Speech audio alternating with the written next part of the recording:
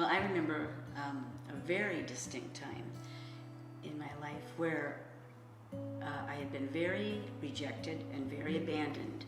And I remember knowing, I already knew the Lord, and I remember thinking, that is my only friend. That is, right now, that is the only friend I have. And everyone else was scattered, and I remember every day, every lunch, just sitting with the Lord and just reading and crying and praying, and that went on for a few years.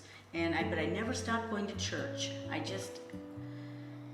I made myself go, and I made myself, because I told myself, I knew in my heart that if I'm part of the church, and I have to go, even though I don't feel like I belong anywhere, I need to go anyways. And I remember thinking, every day, every time I'd go, every time I'd read, every time I'd pray, that He is with me.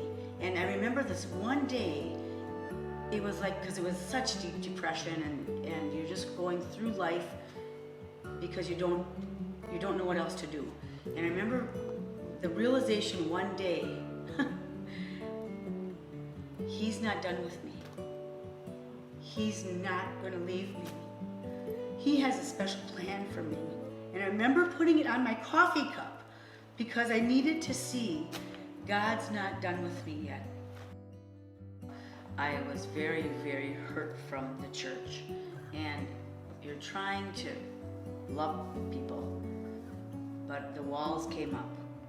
And I remember being at a worship night at another church. And I was single, and I knew a lot of the ladies there, and I went up for prayer, and they said, "How can I pray for you?" And I remember kind of telling them what had happened, and one of the ladies took a hold of me and said, "Mary, I'm just going to apologize to you from the church. That was wrong, what happened, that was wrong, and I apologize right now. I'm sorry that I hurt you." And I just bawled, because I didn't cry for years, and it just hit me that is what I needed. I just needed to hear that I'm sorry, and instantly I could feel myself coming back. But it took so long to realize that, and how anger can take hold, and you don't even realize what that is. And so I remember that one night, and it was after that, it was like something changed, something big changed.